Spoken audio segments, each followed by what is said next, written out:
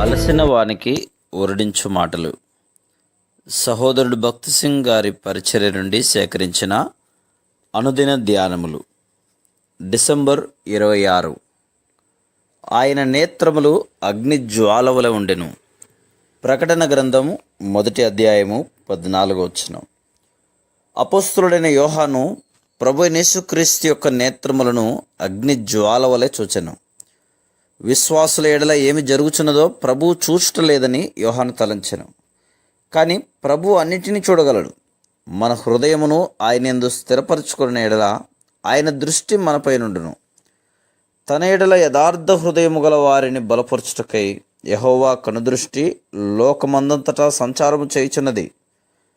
2వ దినవృత్తాంతములు 16:9.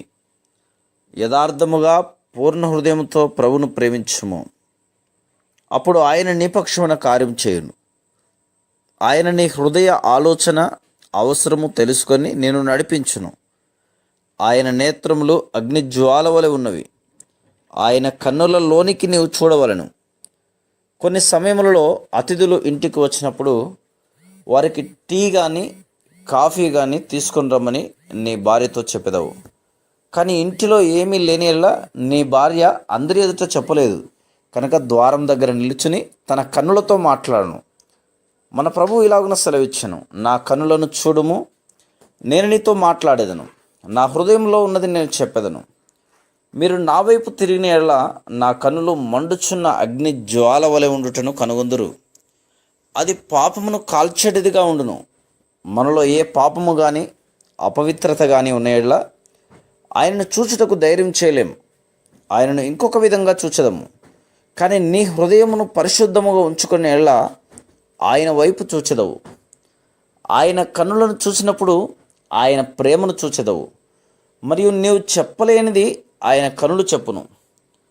పిల్లలారా, నా కన్నుల వైపు చూడుడి, అప్పుడు నేను మిమ్మల్ని ఎంతగా ప్రేమించుచున్నానో మీకు తెలియను అని ప్రభువు చెప్పుచున్నాడు. నీ చుట్టూ ఉన్న పరిస్థితులను సమస్యలను చూడకము, నిత్యము ఆయన నేత్రముల వైపు చూడుము. అప్పుడు ఆయన ప్రేమ నీ ఎడల ఎంత శక్తివంతముగా గొప్పగా ఉన్నదో నీకు తెలియను. ఒక ఉద్దేశం నిమిత్తమే ఆయన నిన్ను శిక్షించి గద్దించి దండించవచ్చును. ప్రభువు తాను ప్రేమించు వారిని శిక్షించును. హెబ్రీ 12:6. సమస్యల మధ్యలో ఆయన కనుల వైపు చూడుము, అప్పుడు నీవు ఆయన ప్రేమను అనుమానించలేవు.